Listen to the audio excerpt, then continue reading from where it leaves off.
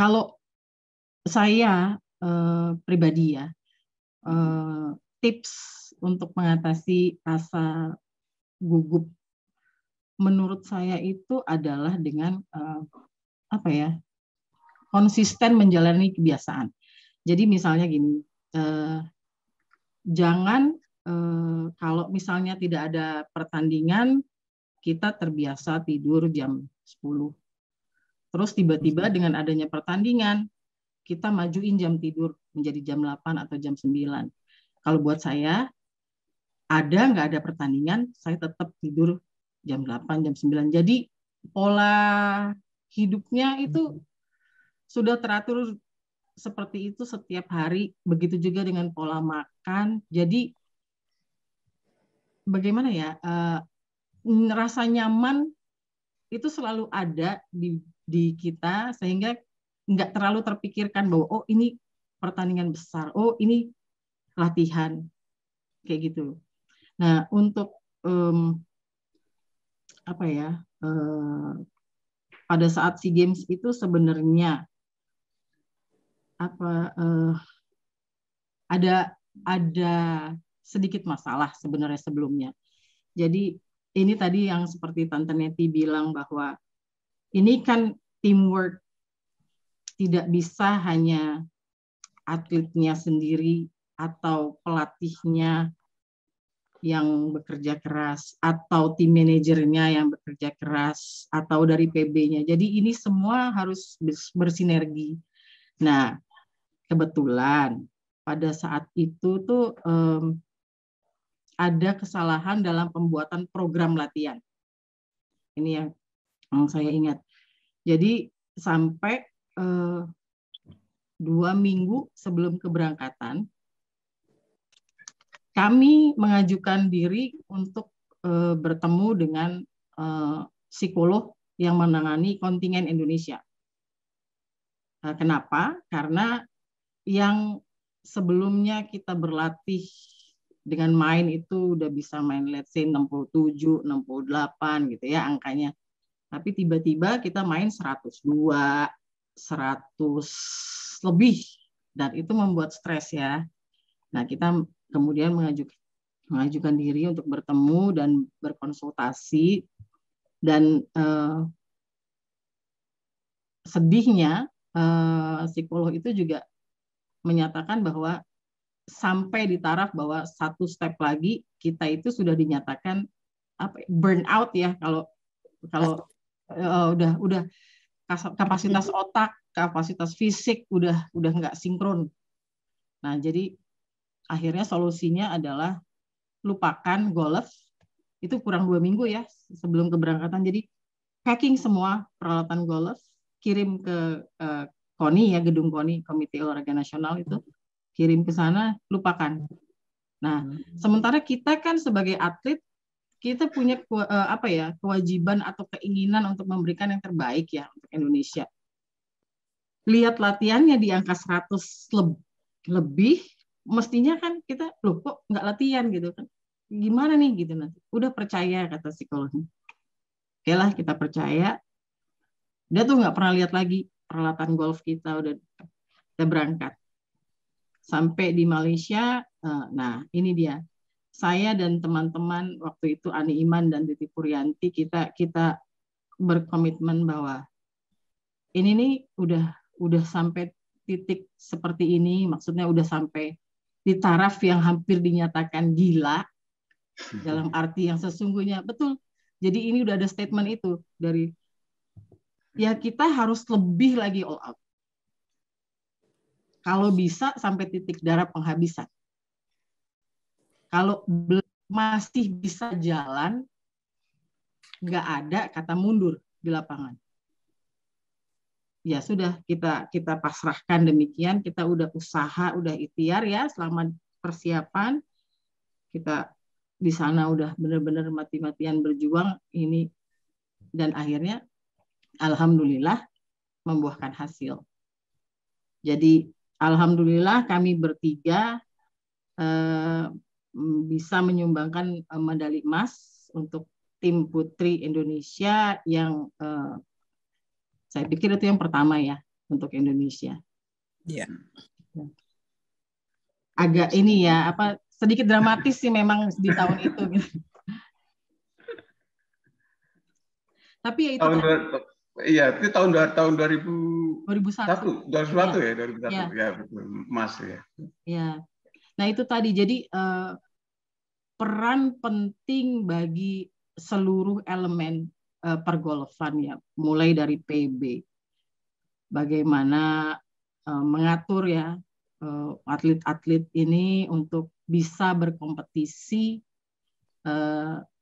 seluas-luasnya, kalau bisa, kalau memungkinkan continue. Jadi nggak cuma tahun ini cuma dikirim sekali misalnya ke luar negeri untuk tryout atau untuk pertandingan, baru kemudian tahun depan lagi. Karena terus terang sejak tahun 1990 itu, sejak saya masuk timnas sampai let's say 2001, itu hampir setiap bulan kami berkompetisi. Jadi kalau misalnya ada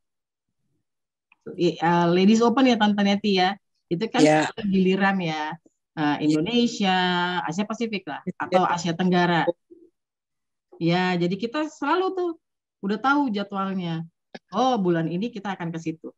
Bulan berikutnya pasti akan ikut ke sana. Ada jadwal dari PB, PGI yang akan mengirimkan atletnya. Mengirimkan ya berarti kita tidak keluar biaya.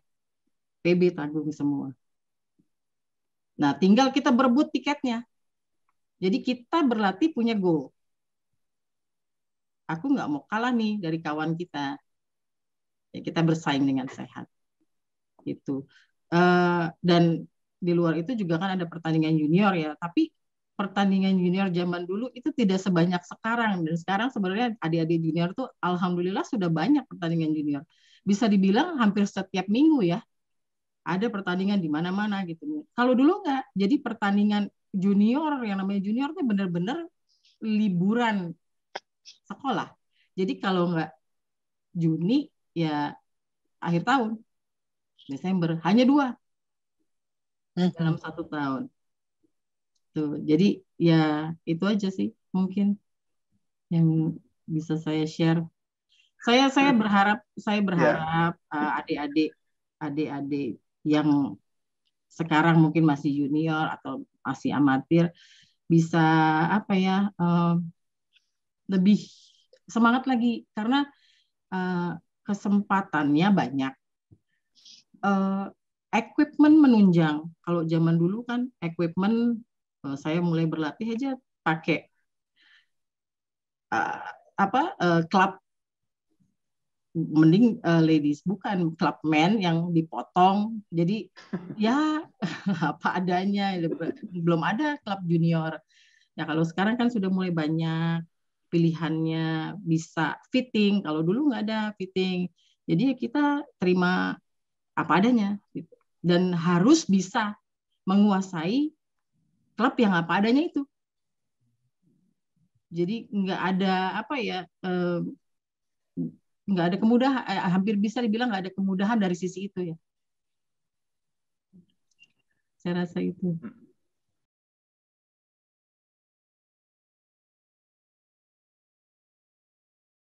Saya rasa dari sisi mental ya, karena kalau sudah masuk ke ranah SEA Games, bisa dibilang everybody's equal, karena handicap pasti kecil semua.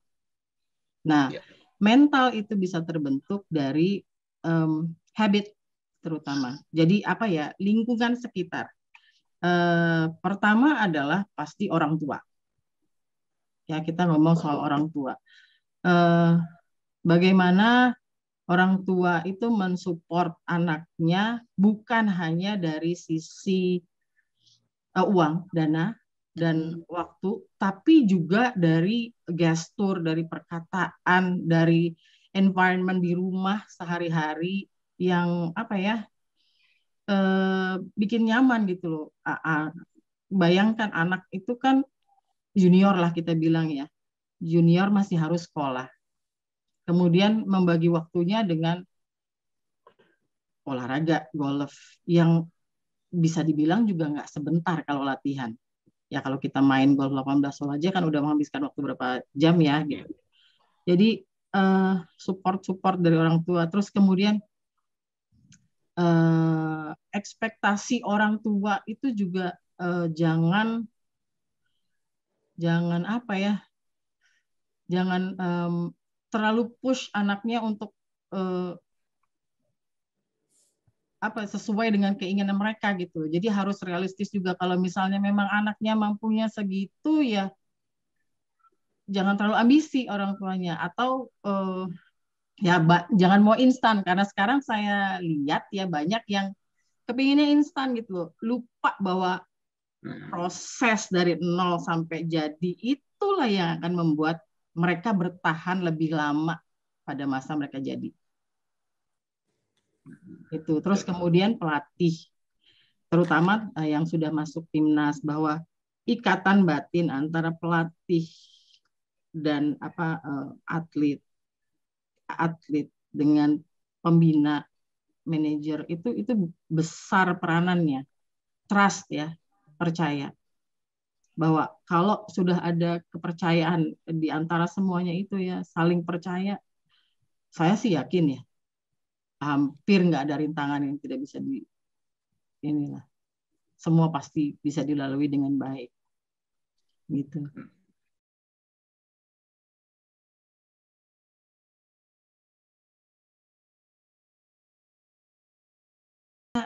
Sebenarnya sekarang ini tuh udah jauh lebih banyak peminat dari putri dibanding zaman saya ya.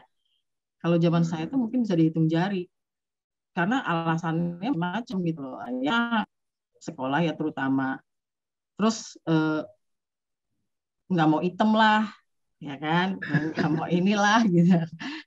Itu biasa ya. Tapi kembali lagi dari penjelasannya orang tua, lagi-lagi kalau orang tua biasanya ibu-ibu ya yang suka begitu ya. Untung ibu saya sih enggak. Jangan sampai hitam ya gitu ya. Susah dapat pacar biasanya gitu ya tante. Jadi ya harusnya itu sih. Terus kalau dari sisi pertandingan saya rasa sih sudah banyak, jauh lebih baik lah paling tidak. Cuma ya itu aja gimana ya bilangnya, kembali lagi kontinuitas atau lebih kepada banyaknya ikut pertandingan. Dan seperti tadi Tante Nanti bilang, bagaimana pendanaan ya Tante ya, untuk adik-adik kita bisa ikut pertandingan lah di mana-mana. Karena dulu terus terang saya ikut pertandingan ke luar negeri itu PB semua tanggung. Kecuali kalau ikut kejuaraan dunia junior ya, yang di Amerika itu memang karena kan pribadi. Tapi hampir semua, bahkan ya sampai zaman saya itu kita ikut kejuaraan Espirito Santo, kejuaraan dunia tim putri, itu 2 kali. Di Manila dan di Jerman. Dan saya tidak melihat itu sekarang. Ya, betul. Ya. Terus latihannya juga continue. Jadi jangan cuma baru mau ada pertandingan aja kita latihan intensif. Tapi itu harus terus-menerus. Nah, itu butuh biaya besar dan nggak mungkin kalau dibebankan kepada anak-anak pribadi. Gitu.